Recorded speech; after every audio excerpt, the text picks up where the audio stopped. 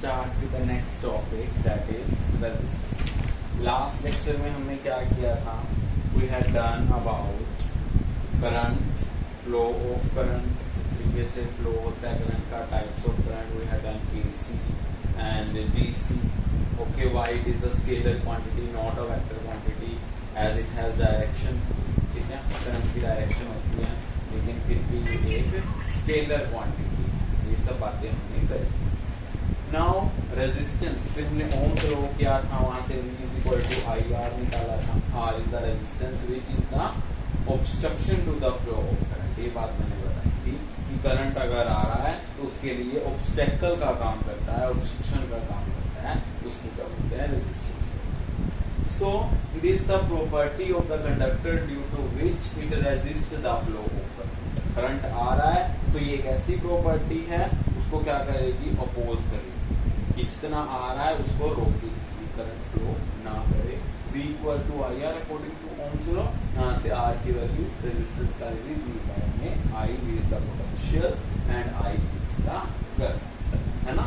ठीक है. सो उसके बाद आता है कोज ऑफ रेजिस्टेंस. रेजिस्टेंस का कोज क्या है?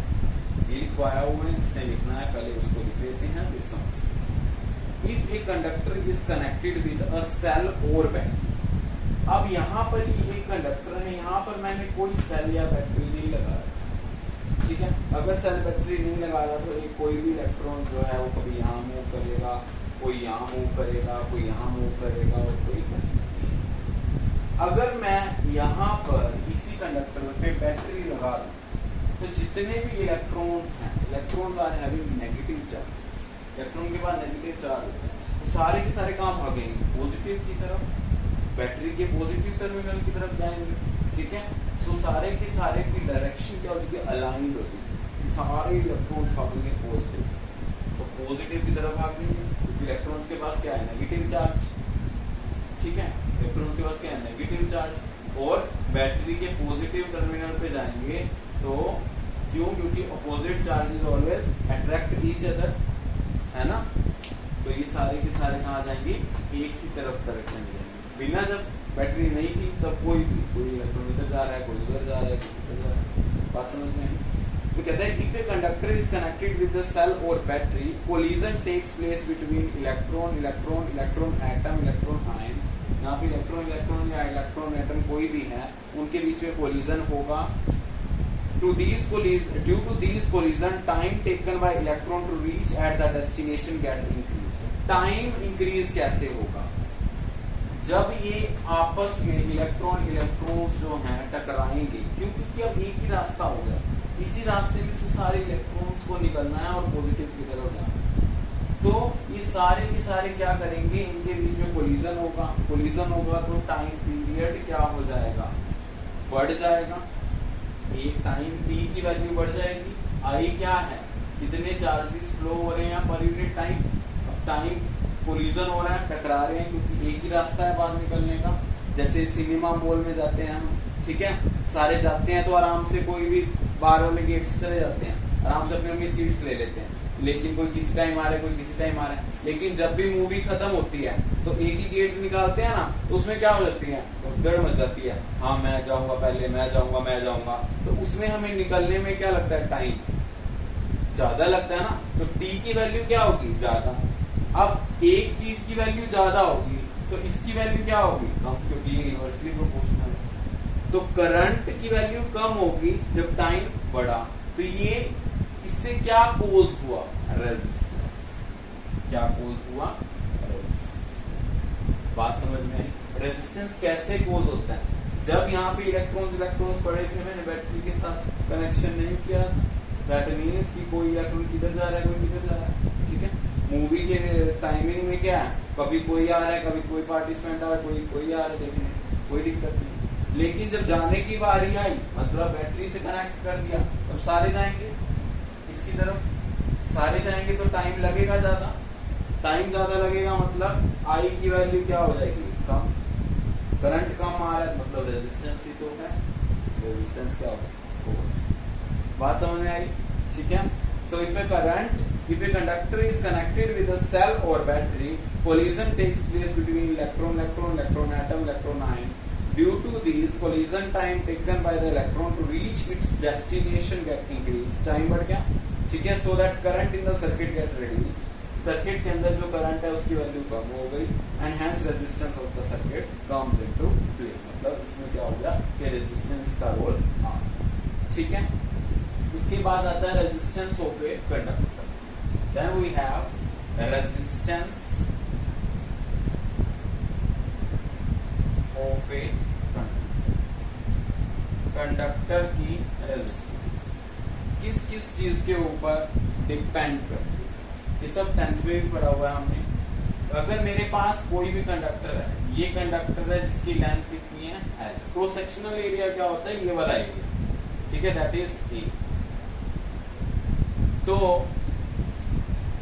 जो it was found that the resistance of a conductor is directly proportional to the length. जितनी लेंथ की होगी, मतलब कंडक्टर की जो लेंथ होगी उसके डायरेक्टली प्रोपोर्शनल है रेजिस्टेंस. मतलब पहला पॉइंट तो ये कि रेजिस्टेंस उतना ज्यादा होगा जितने लेंथ की डायरेक्टली प्रोपोर्शनल. जितनी लेंथ कंडक्टर की ज्यादा उतना रेजिस्टेंस ज्यादा, क्योंकि कंडक्टर का खुद का भी रेजिस्टेंस है, ठीक है. दूसरी चीज, जो एरिया ऑफ क्रॉस सेक्शन है, क्रॉस सेक्शनल एरिया ए बोलते हैं, उसके क्या होता है, ये इनवर्सली प्रोपोर्शनल होता है. उसकी क्या होता है, इनवर्सली प्रोपोर्शनल. मतलब एरिया जितना ज्यादा होगा, एरिया जितना ज्यादा होगा, रेजिस्टेंस उतना कम होगा, ठीक है. क्योंकि ज्यादा स्पेस मिल गया अगर यहाँ पे, तो टाइम कम लगेगा, तो आई की वैल्यू ज्यादा होती जाएगी. बात समझ में आ रही है ना. अभी बताया था कोज ऑफ रेजिस्टेंस. तो ए की वैल्यू तो ज्यादा हो गई, तो रेजिस्टेंस क्या हो जाएगा, कम. यहाँ पे रेजिस्टेंस बढ़ा दिया तो लेंथ भी क्या बढ़ जाएगी, साथ ही साथ बढ़ जाएगी. So resistance is directly proportional to the length. Second part is कि if we increase the resistance get increased when area get decreased, क्योंकि ये इनवर्सली प्रोपोर्शनल है.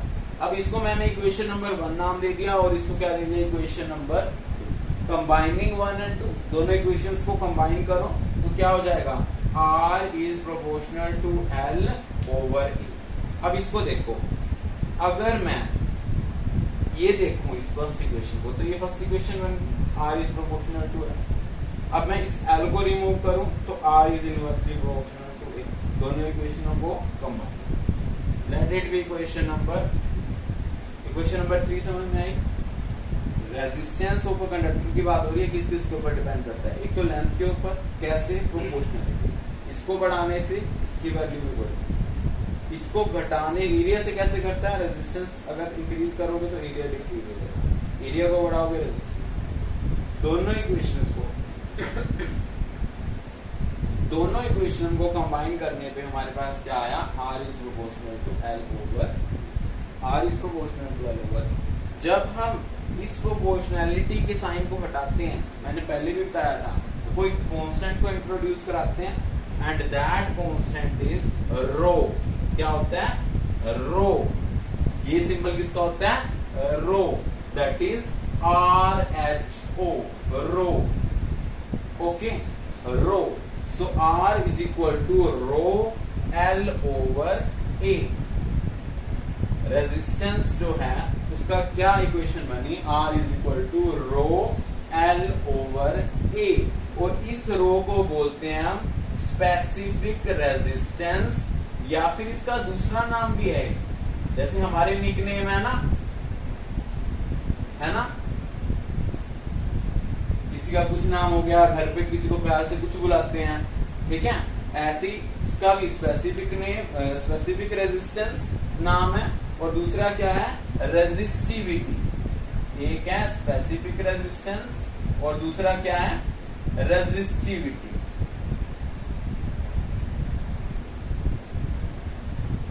ठीक है. तो रेजिस्टेंस जो है वो रेजिस्टिविटी के कब इक्वल होती है बेटे, इस रिलेशन से बता सकते हो. 2 मिनट का टाइम है, सोचो. रेजिस्टेंस का रिलेशन निकाला है ना, rho L over A. Rho specific resistance या रेजिस्टिविटी है, तो ये रेजिस्टिविटी के कब इक्वल हो सकती है, बोलो सोचो। रेजिस्टेंस रेजिस्टिविटी की इक्वल तब होगी जब बेटे इस रिलेशन में देखो L की वैल्यू को क्या लूंगा 1, अगर लेंथ 1 मीटर है एरिया भी 1 मीटर स्क्वायर हो तो इसकी वैल्यू 1 हो जाएगी, L की वैल्यू 1 लिखो और A की वैल्यू भी क्या लिखोगे 1 by 1, तो R इज इक्वल टू रो। आ गया ना। तो when we are taking unit length in 1 metre square area तो रेजिस्टेंस किसके इक्वल हो जाएगा बेटे resistivity. I think it is clear to you.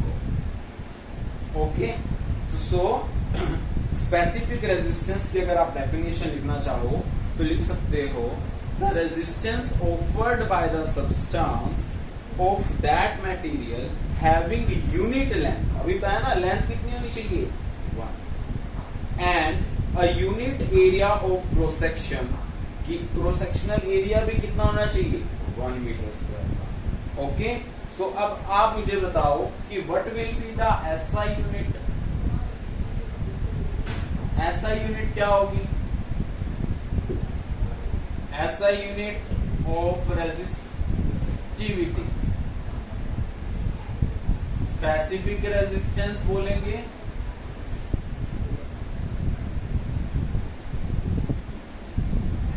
या रेजिस्टिविटी। इसकी एसआई यूनिट क्या होगी, इसकी एसआई यूनिट बताओ R is equal to rho L over A। यहां से रो की वैल्यू निकालेंगे तो क्या हो जाएगी R A ओवर L। ठीक है, रेजिस्टेंस जो होता है बेटे उसकी एसआई यूनिट होती है ओहो। क्या होती है ओहो। तो रेजिस्टेंस की एसआई यूनिट होगी ओम और एरिया की क्या होती है मीटर स्क्वायर और लेंथ की क्या होती है मीटर। मीटर से मीटर स्क्वायर का कैंसिल, देन मेरे पास क्या बनी ओम मीटर या मीटर ओम। किसकी यूनिट बन गई बताओ। बोल रहे हो ना बीच में वीडियो के, मेरे को नहीं सुन रहा तो। मीटर ओम या ओम मीटर किसकी यूनिट हो गई बात समझ में आई क्या।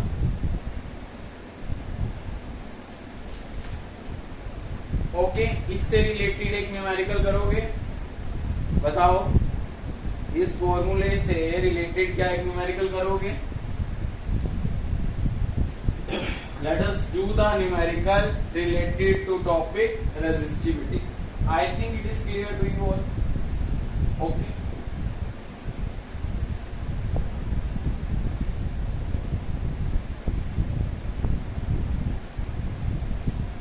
Question लिखिए। Question is not possible to dictate, to write on the board. So write down. A conductor of length L and area A have resistance R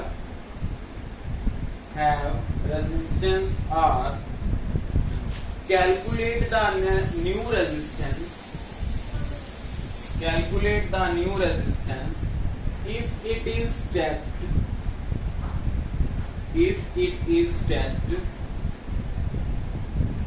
to thrice its length। अगर क्या कहते हैं न्यू रेजिस्टेंस मतलब R dash की value निकालो अगर length को stretch करें कि वो 3 टाइम्स हो जाए, मतलब R डैश जो है उसकी वैल्यू को निकालना है जब R की वैल्यू कितनी हो जाए रियल।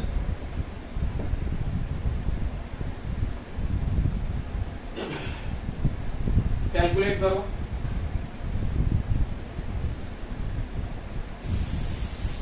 जल्दी से। We have formula R is equal to rho L over A। Calculate करो, बताओ मुझे क्या आंसर आया।